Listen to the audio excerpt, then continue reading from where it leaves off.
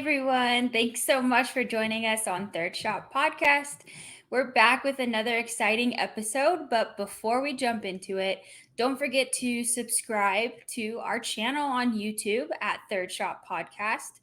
We're also on Instagram and Facebook at Third Shot Podcast and Twitter at Third Shot Pod. We're just everywhere. Yeah, we are. Follow us on all of the things. Exactly. Right. We just Podcast ask you to blowing listen up. to the same show 10 times on 10 different Yeah, platforms. just, Okay. once you finish That it on helps one, us. start it on the next. Yeah. Yeah, it's a completely different show. If you listen on one versus another, there's one thing different. Listen to it in Yeah. detail several times, and you'll figure out what it is. And then let us know. Just do a total puzzle for people. Yeah, we got to Like a drop radio- these little old school Easter radio eggs and contest. stuff, right? So it's Mhm. like make it like a little Easter egg hunt, try to figure out different things, and then we'll have a prize on our website. There we go. Oh yeah, we should like do a it. prize, like Yeah, we should. legitimately. Right, like a real one. Yeah, We'll work on that. All we right. will. we should But also in the do a shot. meantime, Oh, I gotta reach my shot. I gotta go way out of frame here. I'm ready. cheers. Where's Cheers. Russ? Wait. Oh. Oh. Gotta pour one. Okay, Ah. now I'm ready. Here we go. Cheers. Cheers. Yeah, usually, Russ, you're preparing us for the show. You're asking us, okay, you guys ready? You ready to get I know. started? Yeah. I know. There was one Well- key element this time that we had forgotten. Your I had, shot. I had to do some editing before this, so I had already taken it. So Oh. I just decided to Oh, refresh. Pre-party. Exactly. This will be a fun show for me. So how have you guys been? I mean, good. I'm good. Yeah. What Yeah. about you, Uncle? I have been, good. I took a little vacation. I posted a picture of me playing pickleball in Maui, and that was amazing experience. Met some really cool people. Got to play with some locals, some tourists that were in town. Really good play. I mean, it was excellent play. We were thinking that it was going to be. Remember, we were talking, and it's like, I think you're going to get some really good games in there while you're away. It was I was impressed by just people from all over the country. I mean, I played against Nice. Alabama. There was some California. There was some Nevada. I met somebody from Las Vegas. A lot of people that actually lived on the island. So it was really, really fun and a great experience. Hi to all the guys over in Maui. All my pickleball friends now inviting me to go back and play with them. So I can't wait. Awesome. Nice. And did you tell them about our podcast? Oh, you betcha. I told them about our podcast, and they're going, oh, so tell me about the podcast, right? I was like, yeah, we do these shots. And they go, oh, Now they're really going to listen. now we like it. We'll listen to the show now. That's Nice. funny. Well, I have some exciting news. Well, not really news, but I've got a little story about our podcast. Okay. So I did something outside of the ordinary, and I went to go see a psychic. Oh. Yes. okay. And not for the Nice. purpose to ask them about our podcast, but it did come up. And I Just- want to tell you guys what the news was. Wait a second. Just randomly, the psychic brought up the podcast? Yes, more or less. And I didn't say Wow. anything about it. Okay. I didn't go in there with my Third Shot podcast stickers on me, nothing as far as that. So I don't think she had any idea. Okay. So I went in, and the first thing that she did, she had like these 3 little dice, and is it die?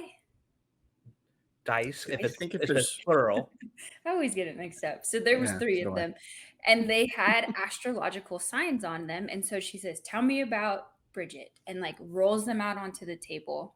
And she's looking at it, and then she says, so what is it that you do for work? And I was explaining to her that I work at UNLV in recreation. And she was like, I don't think that's it, because what I'm picking up on is relationships, but not like a single person relationship, but relationships, like building relationships. And then I was thinking, like, well, what else could she be thinking about? And I said, oh, well, I also do a podcast, which is like kind of like work because, we schedule stuff. It takes up, a good portion of our time doing the recordings and everything else. And she said, that's it. And I said, what do you mean? How Yeah. do you remember that? And she said, well, on your podcast, are you interviewing people and talking with them and like building a community? And I was like, oh, Yeah. Okay. have you listened That's to the podcast? Because that's exactly what we that's always what say we're is, always talking about. we're doing this Wow. to build community. And she said, yes. And then Oh, also what I was seeing was that there's like tech involved, which would explain like the recording piece Hmm. of it. And I couldn't believe it. That's pretty that's cool. cool. That is Yeah. really cool. Wow. So Okay. So what did she say then, about the podcast? Is that a positive future? What was she saying? yeah, so then after that happened, she was talking about some other stuff. And then she said, well, what else would you like to know? And I said, well, can you tell me more about our podcast and kind of what it looks like in the future for us? So then she does the tarot cards, and spreads them all out. Don't And tell then, me the death card.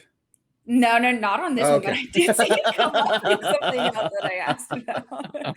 It was the devil.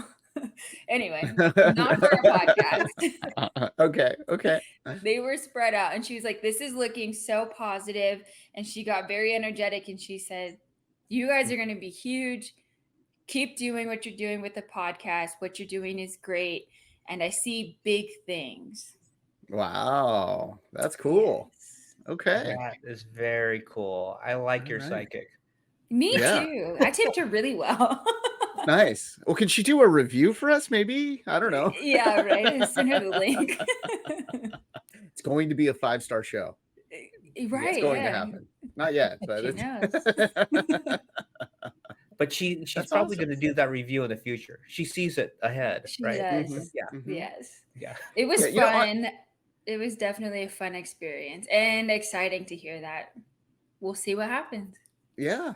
Yeah. Well, I interviewed one of like a psychic on my over on the Learning More show. I interviewed a psychic that has like done all kinds of stuff like nationwide. She's big in New York. She's like done all these radio shows, TV shows, and all that stuff. Somehow I got her on my show.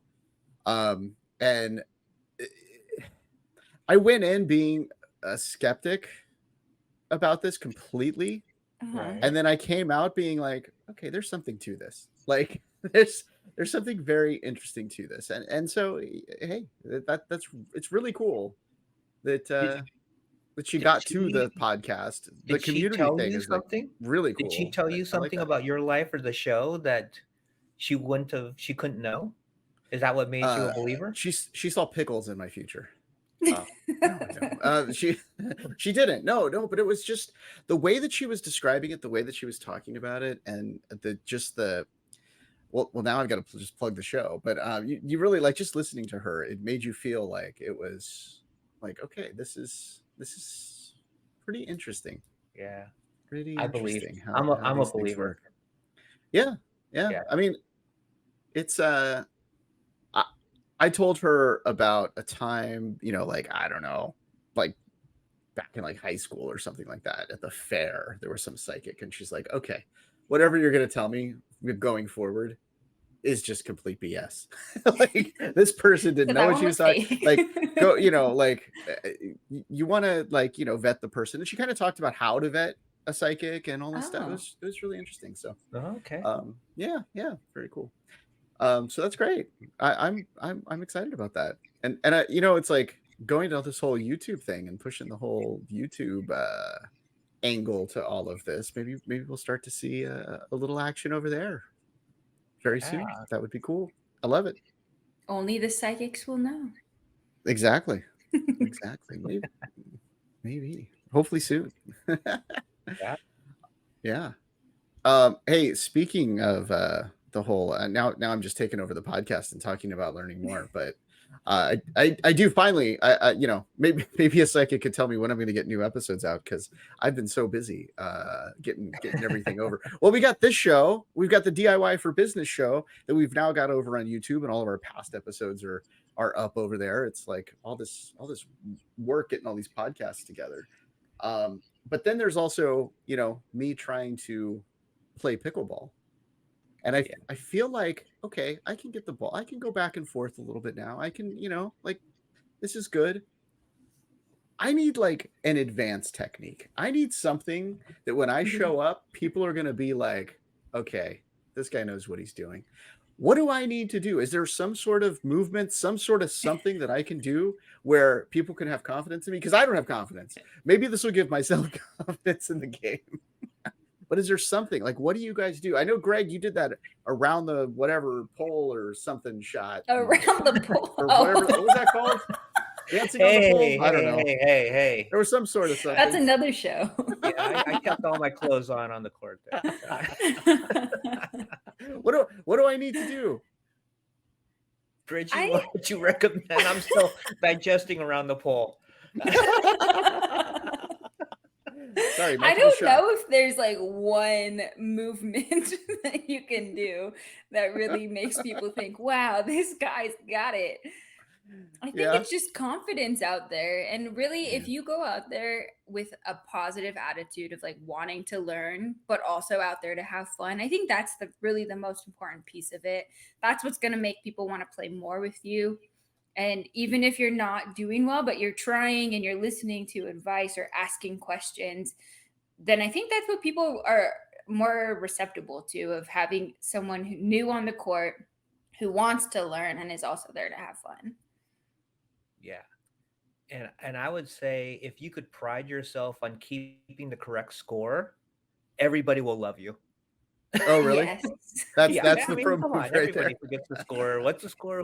I mean, I don't know how many times I say that in every match.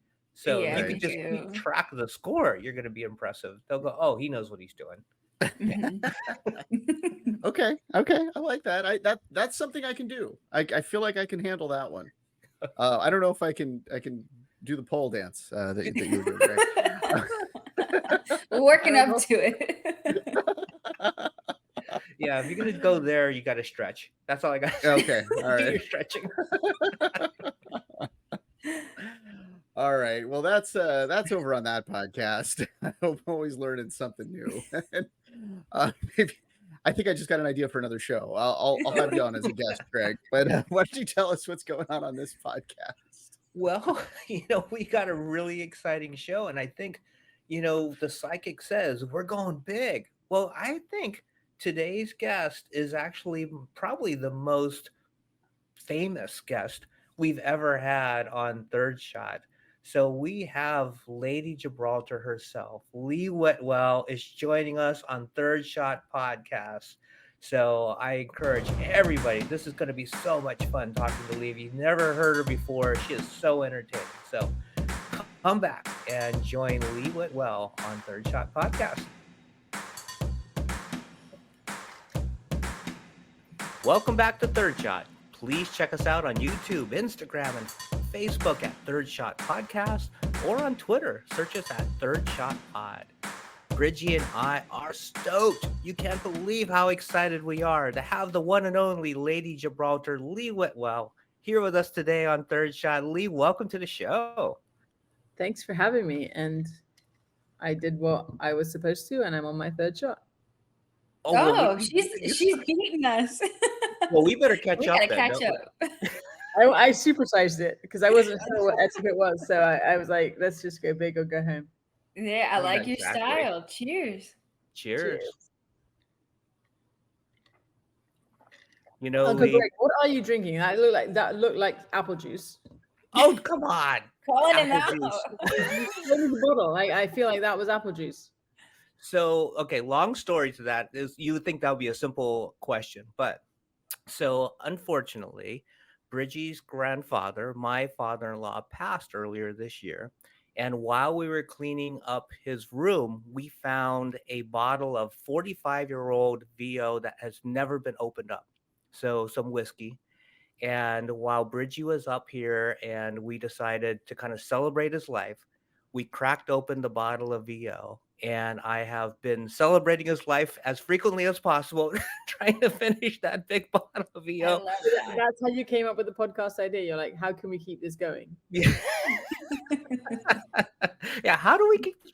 Well, the funny thing is when Russ and Bridgie and I were thinking about the concept of this show, we said, hey, let's call it Third Shot. We could take shots with people, our guests and stuff like that. It would never be in my wildest dreams that I would be doing shots with Lady Gibraltar. I mean, this is Right. like bucket list type of stuff right now, like totally surreal. I can't believe it. So thank you for coming on the show with us. Well, thank you for having low standards and having me on. Yeah. Well, so the legend has it, Lee, that it did take alcohol to actually get you to start playing pickleball. Is there any truth to the story? I wish I could tell you that that was the absolute lie, but it's not. I was asked to play in an event. My friend Lisa asked me to play in a tournament, and I said yes. And she said, by the way, it's not tennis. I'm like, why are you asking me to play? And she's like, it'd be fun. I'm like, what are you asking me to play? She's like, pickleball. I'm like, oh, I'm not playing. Like, why would I play a sport my dead grandma could play? Like, bottom line. And she's like, it's going to be fun. And she like just goes on and on and on about how much fun it's going to be and all this. I'm like, I'm not interested. Like, all my fault because I had sadly believed everything I'd ever heard and read about the sport, that it was for old people, like hospice people in retirement homes to playing this sport. So why would I want to play it? And then she goes, I'll buy you a case of beer. I'm like, Is well, that why all didn't it you took? start with that? And we could have like stopped the argument and I could have found out for myself how fun this sport is a lot sooner.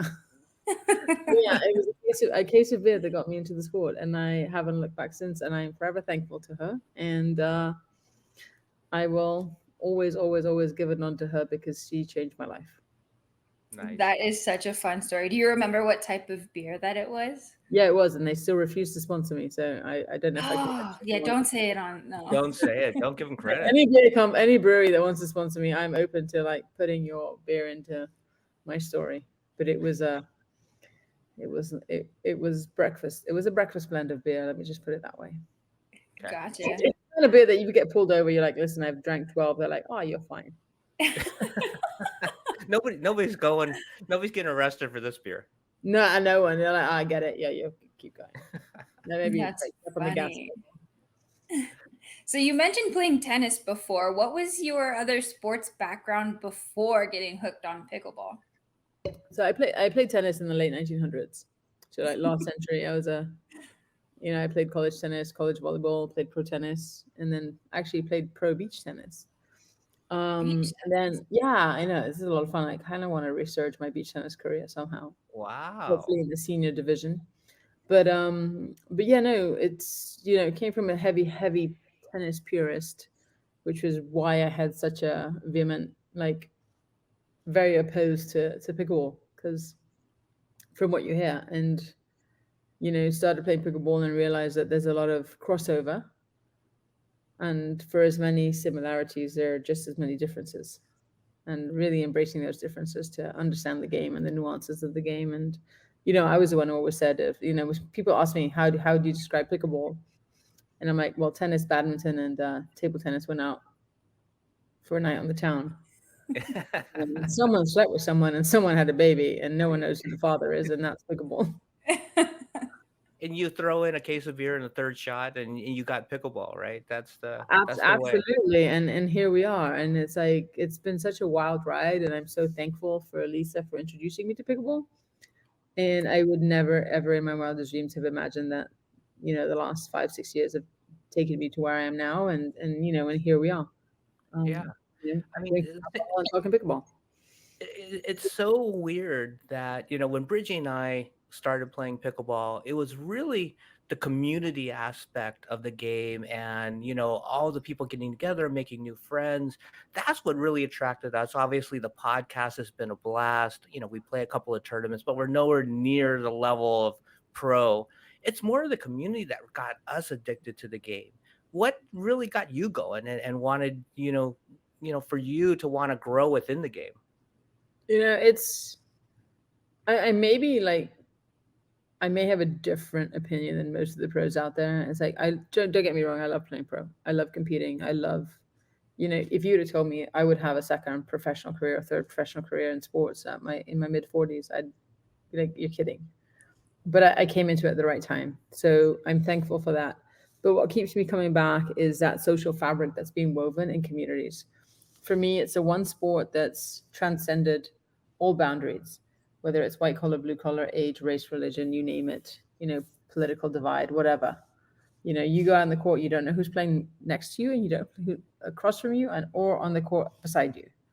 And it's this social fabric that's being woven of community. And it's like, I'm sorry, I'm going to put my psychology hat on for a minute, because this is what keeps me coming back to pickleball. It's two things. One, if you look at Maslow's hierarchy of needs and wants, right? The ultimate feeling is the feeling of belonging. As human beings, we want to belong. We want to feel needed. We want to feel a part of something. Pickleball has created that, right? Like, you Right. go there and you're automatically part of a community. You're part of a social construct that you never thought you could be a part of, no matter your age, your ability, or anything to play, right? And second of all, what is the one thing that, I mean, first, I mean, as adults, we forget, it's so hard to make friends as adults. Typically your workmates are Mm. your friends, and all your coworkers are your friends and all that. And it's really hard to make friends.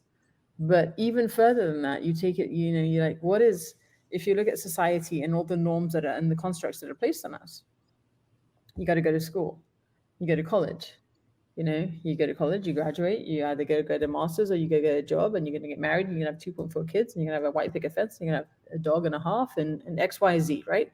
And that goes on. And as you go through these landmarks of adulthood, for whatever we want to call them, what do? We forget how to play. And what has pickleball done? It's brought back the sense of playing, which is why you see 85-year-old Betty laughing like a 12-year-old kid. And that is so heartwarming and so great to see. And for me, long story short, that is what keeps me coming back to pickleball, is because it's brought back the sense of play into communities and into adulthood, which we've lost. Yes, snaps. I absolutely love that. And I think, Yeah. that's why, exactly why we're doing the podcast, and what's kept us around too is that social aspect, the community aspect of it.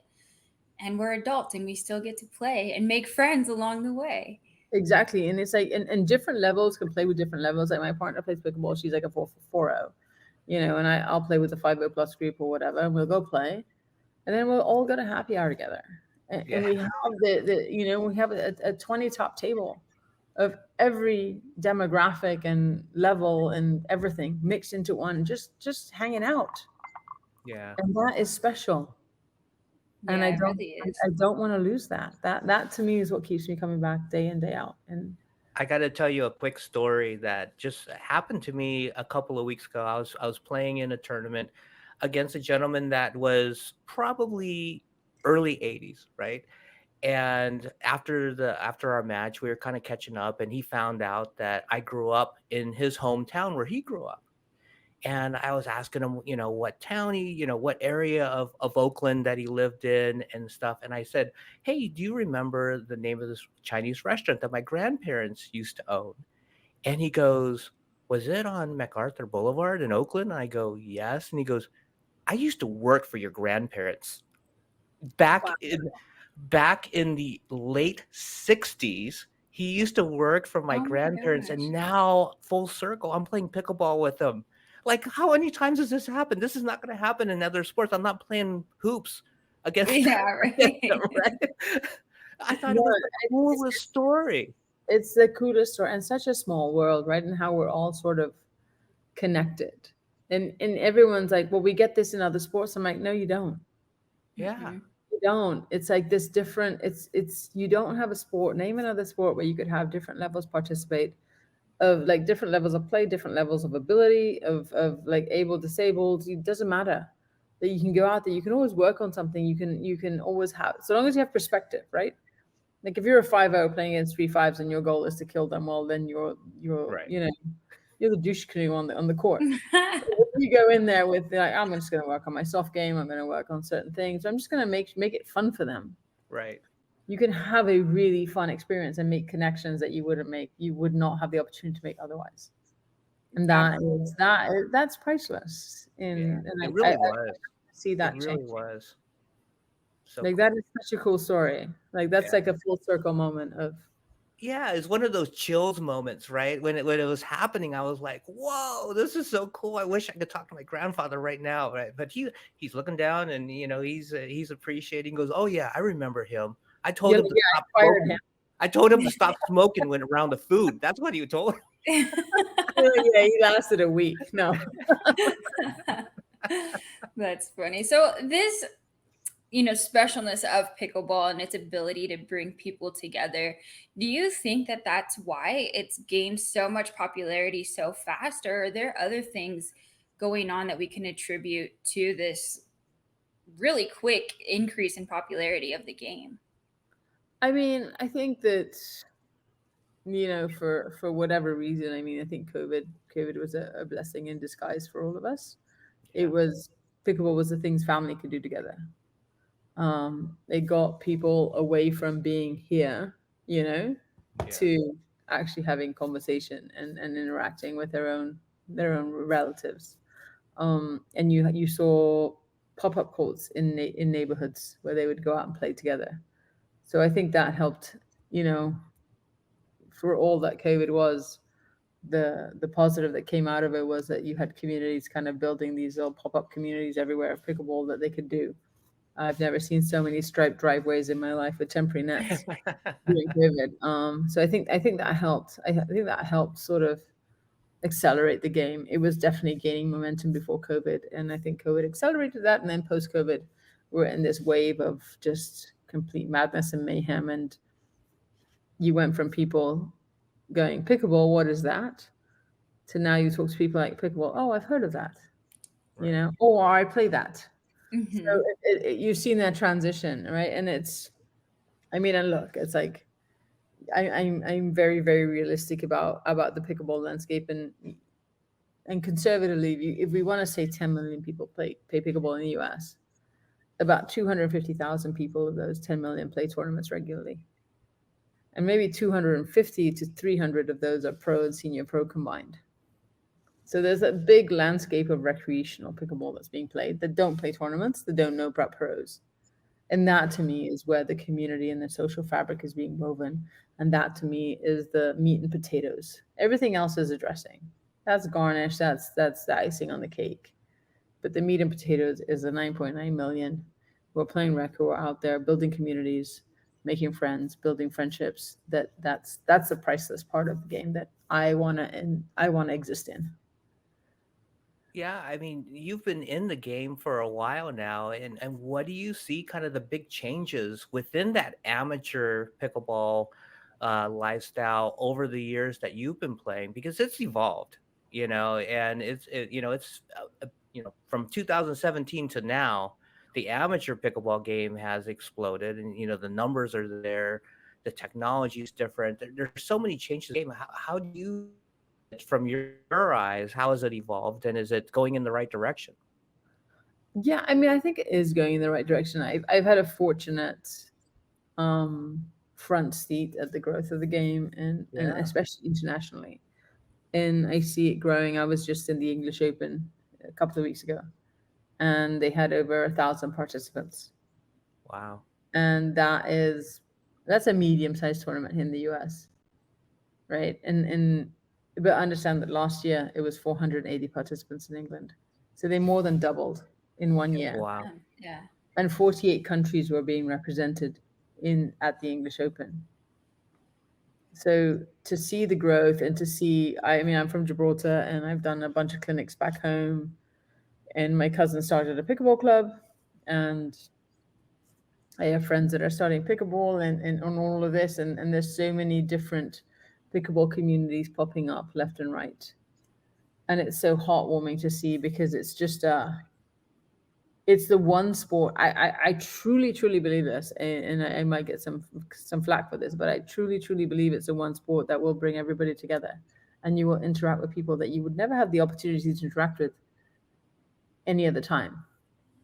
You never know who's on the court next to you, right? So it's this community building thing, and to be able to have a front seat at the growth of it and be able to to help influence the growth of the sport, both nationally and internationally, for me is an honor and a privilege.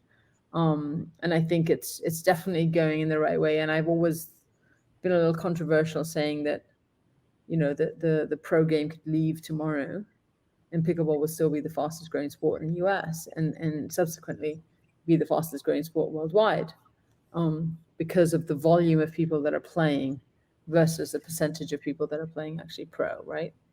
Yeah. And I think that yes, we might have an influence on the game and we might have an impact on the game, but the fact that the community building and the community gathering and the social aspect of things is far wider reaching than we could possibly even wrap our hands around. Yeah, it's so amazing where the game is going. And you mentioned the pro game. I want to get your opinions on the pro game, but we need to take a quick break. So when we come back, we get to take another shot, which is really the reason why we take the break, so we can come back and take another shot. But we do want to get your opinions on what's going on in the pro game because that has grown as well recently. So when we come back, we'll have more with the one and only Lady Gibraltar, Lee Whitwell, right after this break.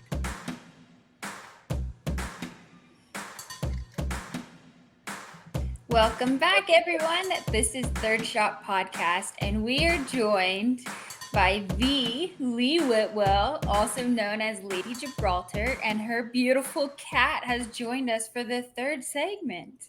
Absolutely. This is Brody, who's not very happy with me at the moment. Very needy of me. So he's been yelling at me for a while. He wanted to join in and say hi. Well, hi. Are we Special feeling guest. Are we feeling good about it? Are you ready to take a shot with us?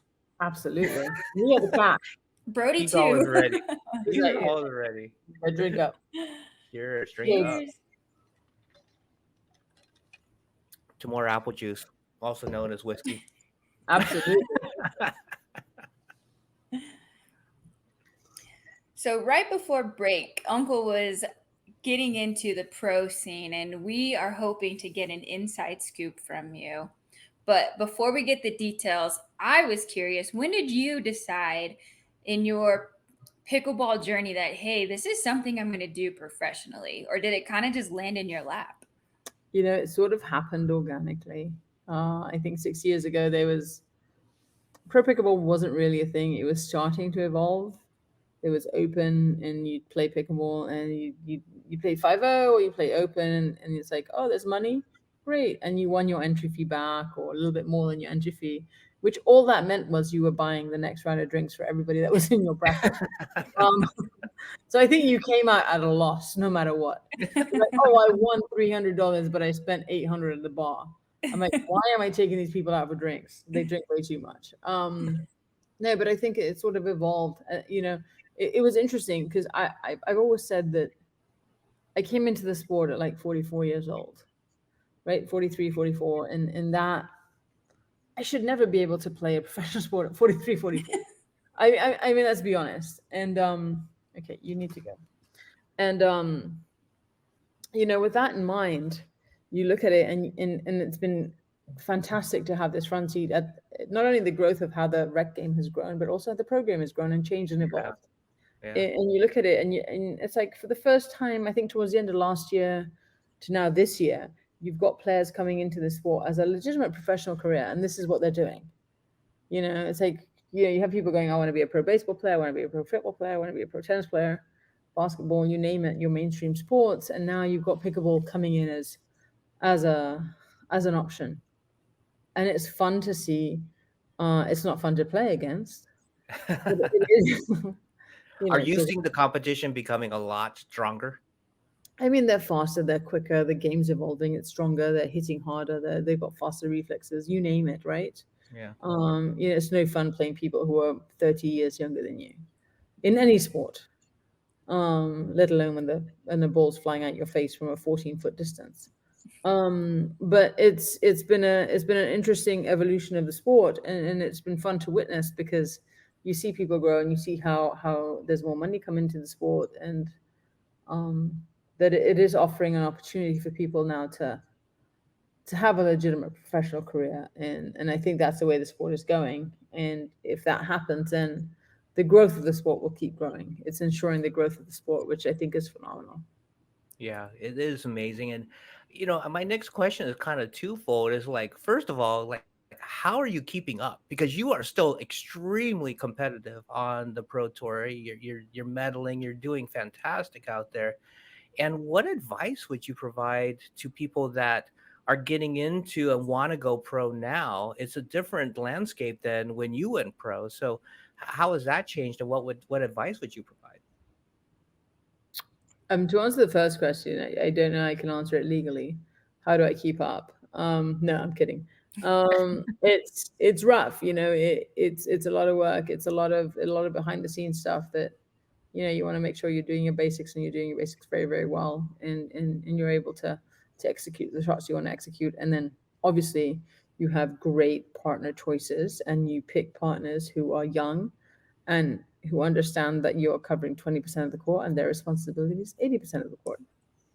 And if they don't understand that, it's not going to go well. So um, maybe You're, you're slight. gonna you're gonna tell them really quickly, hey, you got to Absolutely. cover it. I'm like, Yeah. listen, you are 30 years younger than me and you run. Like, I block, you run. That is, that is the game plan. But hey, I But gotta say, your drop is amazing.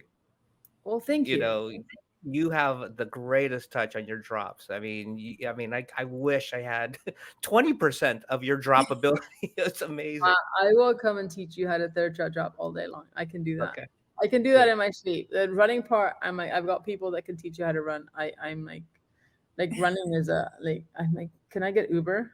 Like, it's just too far. Like, why are you making me move? That's why I play with Bridgie. She does my running for me. There you go. Listen, No, uncle's I just figure quick. out what the relationship was, and I'm like, I mean, Bridgie's a runner. Like, you're the closer, she's the runner. Like, yeah, if we had like, if you were like in a mafia, you're like the closer, the runner. Got it. There you go. Okay. There's your nicknames. Done. But no, it's no. I mean, I joke, but I don't joke. I mean, it's very tongue in cheek. But my partners do know that my goal is to set them up, and they have to outperform, because if they don't put the ball that I think they should put away, and the rally keeps on going, I'm like, what? Why are we still playing this? Like, now I'm having to move. And that's that's socially unacceptable, right? And what advice would you provide, the up and comers that want to go pro now? It's like, I'm all for perspective. It's like any sport. As a, are you do you have the ability of having that upswing? And I look at players, and it's, I'm fortunate in a way of I can read players and I can see their upswing, and there are players right now who are playing that it's like, great, I'm glad you're playing, and I'm glad you're playing pro, but this is not a career for you. This is Mm, a stepping stone, and use it as a career stepping stone the right way. And we're gonna get to the point where the top 2-3% are the ones that are going to evolve into the pro game, and the others are, it's a stepping stone for their career, and that's got to be okay.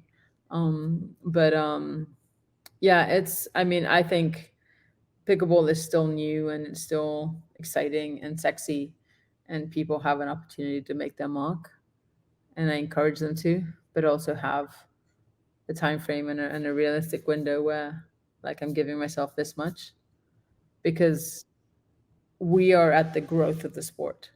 We're nowhere near the established level of the sport at the pro level, right? It's like, if you're playing pro tennis, think about it. You're trying to qualify for tournament. There's like 3,000 other people who have your same ranking, or within point 0.1 of your ranking, who are trying to qualify for that same spot. We're not there in pickleball. So it's easy. Like, somebody could say, oh, you're like top 20 in the world. That's great. I'm like, yeah, but there's 50 of us. Like, it's not like, Just leave that part off. you know what I'm saying? It's like perspective. It's like, there's not 20,000 Right. people of us, there's 50 of us. Like, when you get into the masses, obviously the ratios in between talent get smaller and smaller, and that bridge gets smaller and smaller, and everyone's fighting for the next spot. So right now there is a window, but the more that the sport evolves, and the more the pro part of the game grows, the more people are going to be in the game, the harder it's going to be to break into. And that's the evolution of any sport. And we're fortunate to be having a front seat, to have a front seat at the evolution of the sport, not at the establishment of the sport. yeah. Yeah, we're getting there. Yeah, we definitely are, and it's going to look so different in 10 years. I'm telling you, the best pickleball player is 8 years old right now. Well, I am very far from being pro, nor have I ever thought about going pro. But I have always thought, what the heck goes through a professional's mind while they're playing with a crowd cheering for them? Are you thinking about the game? Are there distractions that you have to block out? What's going through your mind when you play? Not much. On That's refreshing. That's what goes through mine. a lot of it is like when you've done the work, it's like we all know how to dink, we know how to drive, we know how to third shot drop, and it's like when you've done the work, you can trust that you know the work and you trust the process. And it's when you haven't done the work is when self doubt and you hear extraneous noises coming in from the crowd, and you hear the oohs, the ahs of the rally. But when you're in the zone, you don't really hear it. So a lot of it is just trusting the process. And I tell a lot of students, it's like when they're like, "Oh, what do you think?" I'm like, "Just work on your shot." Like so many people, everyone's competitive to a point. Everyone has different levels of competitiveness, right? Some people want to hit and giggle, some people want to play to the death. But within that, where everyone is lacking is we don't drill. You can take a lesson and I can teach you A, B, and C, but if you don't drill that, you're never going to be able to implement it, no matter how good you are. So we forget the drilling aspect of it. And it's like, I'm a big believer of drilling 80% of the time, playing 20% of the time. And obviously, depending on what you want to do with pickleball, like if you just want to play rec, you can obviously taper the drill session down a bit and up the playing side of it. But a lot of it is like just putting in the work. When you put in the work, you've done the job. Life becomes a lot easier. I mean, think about when you were in high school and you had to go sit an exam. If you'd studied and done the homework and you knew everything, you went into the exam way more confident than you're like, I'll just wing it when I get there. If I Right. go into a match thinking I'll just wing it, I'm pretty sure I'm not going to get the results that I want. But if I've done the work, then I can control my part of the game. If my partner's done the work, he or she can control their part of the game. And together, if we've both done the work, now we're a force to be reckoned with. It's Yeah. it's just it's like anything. It's like just do your homework. Makes sense. Bridgie, I'll I do don't my drill. homework. I'm sorry. Okay. I need to do my homework too. But we all What? do. What's that? We all do. Yeah, we do. And that's how you kind of keep up with the competition and hopefully surpass some of it. One of the things that I think is absolutely kind of mind blowing about professional pickleball right now is we got some major powerhouses that kind of are running the different organizations within pickleball. They don't necessarily all agree on some rules or different things about the game. Um, if I could make you the commissioner of professional pickleball, and there's just one organization, what would you change about the game? When is this airing? Very soon. I honestly, if you made me the commissioner, I would have to go to an umbrella ruling of we're using this ball, we're using these rules. These are the rules of the game. This is the scoring we're going to use, and this is the ball we're going to use. Like we've got to come together on everything and unify the sport in that way. It's like unfortunately the sport. I feel like the sport grew too fast, too quick, and we have now tours that have the best interest of each player in mind, but sadly are competing against each other, and it's this tug of war. Hmm. The players are feeling it, and that's okay because it's in the scope of things. We're 2 year old, we're toddlers, we're going through teething pains, we're going through growing pains of the sport, and that has to happen for us to establish. I would like to get to established a lot quicker because Right. then we can really flourish and grow. So yeah, those are the three things I would probably take care of immediately if you made me commissioner, and if you have the power to. I mean, is there a sword? Is there a ceremony? Do I have to change into a frock? Like, what has to happen? you get to make the call. I mean, you're commissioner, so I'm claiming it right now. You are the commissioner of professional pickleball and rec games. Come on, let's just throw it all in there. Yeah, There you go. standardize it all. Absolutely. No, but I mean, you do need a standardization. So that, I mean, like we're sitting in such a privileged position. We're in the driver's seat of a sport right now. The U.S. is in a driver's seat of the sport. We get to affect the growth of sport internationally. We are. That's who everyone is looking to. So we have to do a better job. We have to be better. We have to standardize. We have to have rules in place. We cannot be compete. Tours cannot be competing. Leagues cannot be competing. We have to be standardized so that we can be a great example of how the sport should grow and be a part of that, because the rest of the world will follow. That's true. And that is a good perspective. We are in a very privileged position to be able to be a part of that, especially where we're at in the game right now. But speaking of standardizations, I got to get your input on paddles, because there's been some technology and advancements and all these different kind of crazy paddles coming out. What are your thoughts on all of these different types of paddles out there? I pick up all 49. You want to give me a paddle as a weapon, I'll use it. No, I'm kidding. I'm kidding. I'm really not.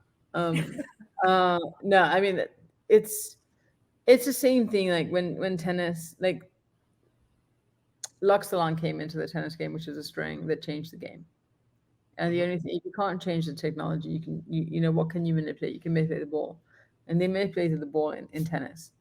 In pickleball, we've got all this technology, and it's sort of the Wild West, and that comes with the standardization, right? We don't have this standardization in place, and we need it, because my fear is, and it's like, and I'm not talking about the program, right? To me, it's like when they talked about the spin serve and all that, to me, the spin serve is like, if you want to have the spin serve, that's great. So long as I can see what you're doing with the ball, then it's up to my ability to be able to return that ball. But if you've got your back turned to me and I can't see what you're doing, then that's an unfair advantage, right? But if you go with the standardization of the paddle and the game, it's like, you don't want, like, say, Bridget, you're on the court with somebody who's 18, right? And they come in with this really hot paddle, and the ball is coming off at 200 miles an hour. And the game is now unsafe for you at a rec level. You don't want to, like, to me, the fear is that we're going to destroy the game and make it unsafe at the rec level because of the technology of the paddles. At the pro game, whatever, we can handle it. You know, it's up to us to deal with it and all that. But there's got to be some standardization, because you don't want to ruin the growth of the sport or slow down the growth of the sport, because now 85-year-old Betty is afraid for her life because 25-year-old Rich is coming on the court. And even though they're both 3.5s, he's hitting the ball faster, harder, and the ball's coming off his paddle a lot stronger. And that's where that's where I see the issue is going to go down. And I mean, I did hit with a few paddles at the US Open this past year. And the way the ball came off that paddle was pretty hot. And they're like, well, the paddle's not USAPA approved. USAP approved, sorry. And it's like, well, I'm not playing a tournament, so I can play with it. And that is what we don't want to get into. That's where the issue is. If it's not USAP approved, it shouldn't be on the market. Yeah. Because if you're playing with a paddle, if you're playing against me with a paddle that's not USAP approved, then what's stopping me from going, I'm going to serve overhead and volley? Well, it's not USAP approved, but this isn't a tournament. Who cares? So it's going to become the Wild West again in a bad, unhealthy way. Yeah. And it's going to prohibit the growth of the sport, which I think is a very dangerous spot to be in, because we're creating joy in the world. We're creating communities.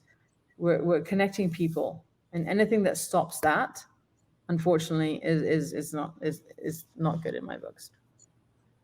I agree. You know, it's an interesting perspective, because in the golf game right now, you know, the professionals are hitting the ball so far with the new technology that there's talk about, you know, kind of controlling what their technology is, but keeping it open for the amateur player, because, you know, we should enjoy the game and hit as far as we can, you know, for the amateurs, because that's how they're going to enjoy it. But in pickleball, there's danger involved, you know, right, because you have a are person on very the other close. side.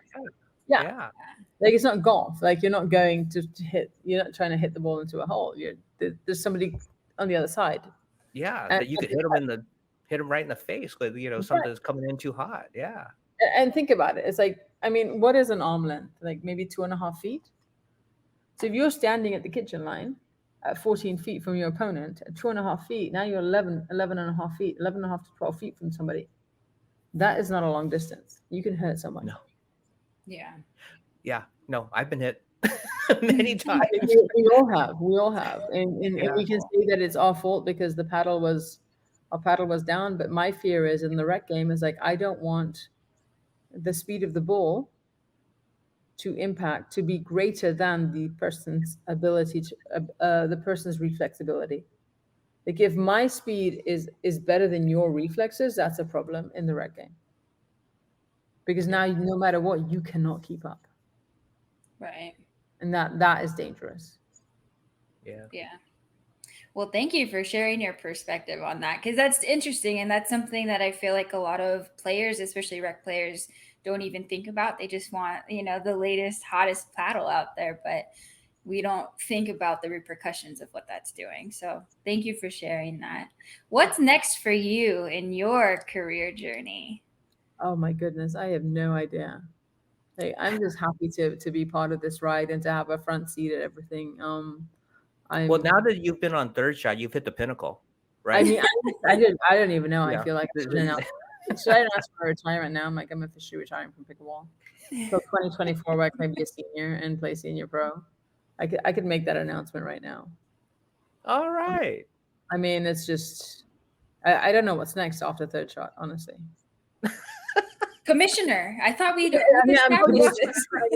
there's no. I just I'm thankful. I never would have thought that I would be in pickleball. Honestly, Case of Beer got me into pickleball, and it's been such a fun ride. And I'm as much as I enjoy playing, what keeps me coming back is growing the sport. So I think I'll always be involved in pickleball, whether my pro career takes me, whether it's playing senior pro next year or staying in more in the coaching consulting scene. I have no idea, but um, being able to have a front seat and influence the growth of the sport is such a privilege, and it's not something I take lightly. So I'd like to continue that role of ambassador, if you will, as and a pioneer for the sport because it's brought me so much joy and it's helped me through so much, and I see how it helps people every day overcome so many things. Like I hear stories every day of how pickleball, like people saved my life. Pickleball did this. Pickleball did that for me, and that's something that those are the stories that we need to latch onto and hold on to because that's where the real magic is happening. Well, we need you in the sport, Lee. So whatever Absolutely. capacity that is, we appreciate whatever that is because you really are just a joy to talk to, a great insight into the game, and to the answer to the question of what comes after the third shot is when we turn off the mics, the fourth shot we're all going to have together. So Absolutely. so thank you so much for coming on the show with us tonight. We really appreciate it. It was so much fun. Oh, I had a blast. I would not spend a what day is it? Tuesday, Monday evening. I don't even know what day is this. I think it's a Monday evening. I wouldn't rather spend a Monday evening with anybody else. Thank you. And thanks for Yeah, coming thank on. you. A pleasure. And to all of us listening, thank you for joining us on Third Shot, where Bridgie and I will continue to share our pickleball journey. A truly special thanks to Lee for joining us today. It was such a joy. Please check out Lee on Instagram. She's at Lady Gibraltar. You can find her everywhere online. Look up Lady Gibraltar. You're going to see so much great information, and hopefully, you'll get a chance to really follow her next steps and her next journey in her career. Support this show by subscribing, and we promise to have more amazing guests just like Lee in the future episodes. So let's continue to share our enjoyment for the game and grow our pickleball community. See you next time on Third Shot Podcast.